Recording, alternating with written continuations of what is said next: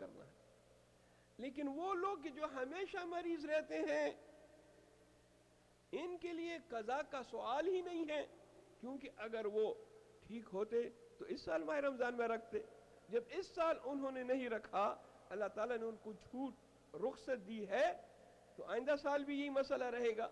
لہٰذا ان کے لیے فدیہ ہے، صرف فدیہ قضا نہیں ہے.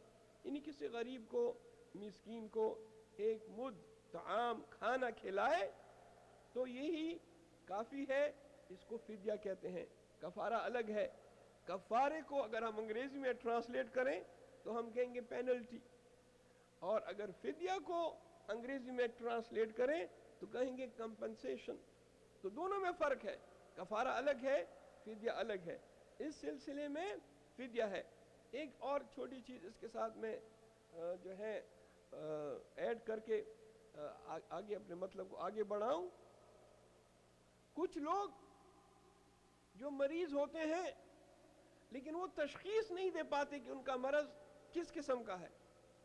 لہذا اس سلسلے میں کوئی کرائیٹیریا، کوئی پیمانہ کہ بھئی کون سا آدمی مریض کہلاتا ہے، مریض کی ڈیفینیشن کیا ہے.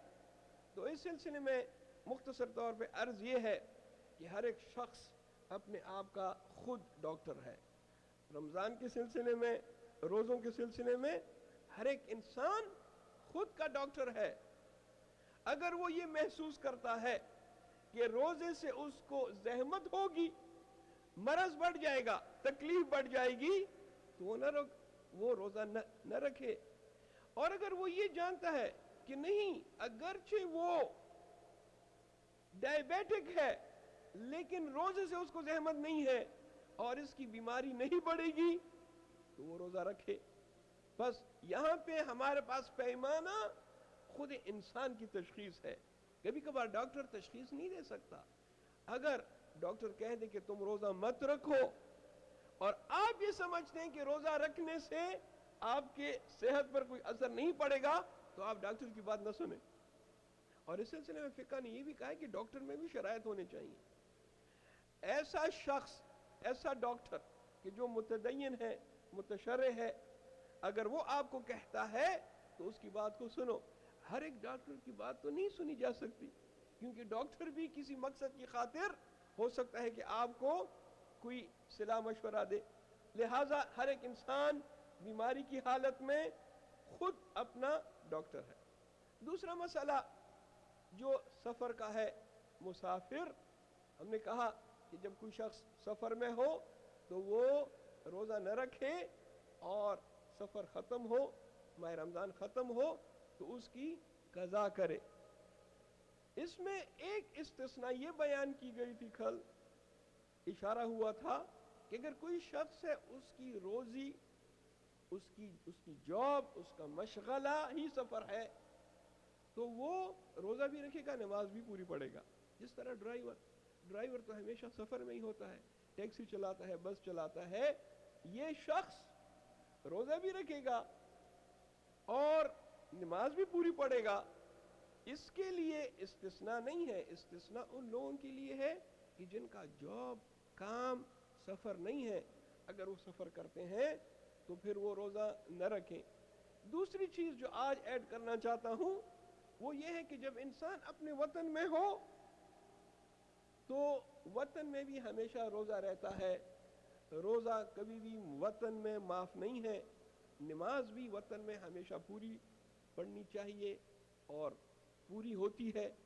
وطن میں نماز قصر نہیں ہوتی، سفر میں ہوتی ہے. اب وطن کی کیا تعریف ہے؟ ایک اردو والا وطن ہے، فارسی والا وطن. میں فقہی وطن کی بات کر رہا ہوں.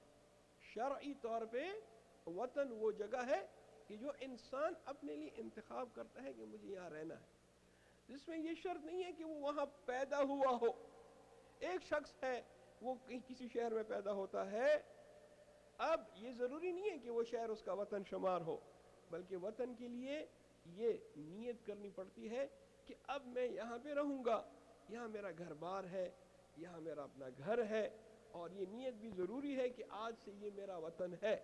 بس اگر آپ کی پیدائش پاکستان میں، ہندوستان میں ہوئی ہے اور آپ یہاں آ کر بس گئے ہیں یہاں آپ رہنا چاہتے ہیں تو آپ نیت کر لیں کہ آج سے ٹورانٹو میرا وطن ہے، اور جب بھی آپ ٹورانٹو میں ہوں گے، چاہے آپ 1 دن کے لیے ہو یا 2 دن کے لیے ہو یا 10 دن کے لیے ہو یا 20 دن کے لیے، آپ کی نماز بھی یہاں وطن میں پوری ہوگی اور آپ کا روزہ بھی ہوگا۔ مل کے درود بھیجیں محمد اور آل محمد پہ۔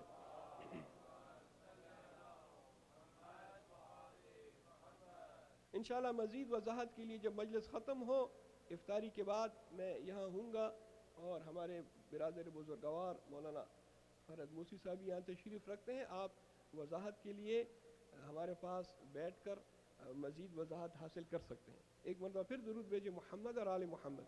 اللہم صلی اللہ علیہ وسلم۔ حضرت کا ایک خطبہ ہے جو خطبہ شعبانیہ کہلاتا ہے۔ آپ کے خطبے بہت ہیں، کچھ مختصر ہیں، کچھ طولانی ہیں، کچھ ایسے خطبے ہیں جس طرح خطبہ غدیر ہے، وہ 3 گھنٹے کا خطبہ ہے۔ اتنا طولانی خطبہ آپ حضرت نے ارشاد فرمایا غدیر کے مقام پر، لیکن اکثر خطبے حضرت کے وہ مختصر ہیں۔ کچھ ایسے خطبے ہیں کہ جو نہ زیادہ مختصر ہے نہ زیادہ طولانی، درمیانے۔ ان میں سے ایک خطبہ شعبانیہ ہے۔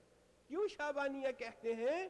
اس لیے کہ یہ خطبہ حضرت نے ماہ شعبان کے آخری شب جمعہ یا آخری جمعے کو یہ خطبہ ارشاد فرمایا۔ بعض علماء فرماتے ہیں کہ آپ نے خطبہ شعبانیہ کئی مرتبہ، کئی سالوں تک آپ نے یہ خطبہ لوگوں کے سامنے دہرایا، ارشاد فرمایا۔ پہلا جملہ خطبے کا، بسم اللہ الرحمن الرحیم، ایھا الناس انہو قد اقبل الیکم شہر اللہ، اے لوگوں اللہ تعالیٰ کا مہینہ تمہاری طرف آ رہا ہے، بہت قریب ہے تمہارے، بہت قریب ہے اللہ کا مہینہ تمہاری طرف۔ کس حیثیت سے آ رہا ہے؟ بالبرکہ والرحمہ والمغفرہ، برکت کے ساتھ، رحمت کے ساتھ، مغفرت کے ساتھ۔ عربی زبان میں جب کسی کو باور کرانا ہو تو تاکید استعمال ہوتا ہے۔ ہم بھی اردو میں جب کبھی بات کرتے ہیں، کوئی شخص انکار کرتا ہے یا اس کو یقین نہیں آتا تو ہم قسم کھا کر بات شروع کرتے ہیں، اس سے اس پر یہ تاثر دینا ہوتا ہے کہ بات 100% صحیح ہے، تاکید کے لیے قسم کھائی جاتی ہے۔ یہاں اس خطبے میں حضرت نے کئی تاکیدوں کے ساتھ بات کی ہے۔ خود لفظ ایھا